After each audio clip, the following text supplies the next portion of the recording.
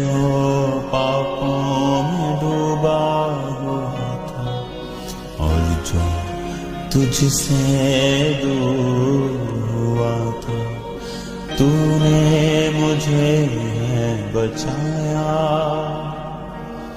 अपनी राह पर चलाया, तूने मुझे बचाया। अपनी राह पर चलाया। मैं धन्यवाद करता रहूंगा, यीशु धन्यवाद करता रहूंगा।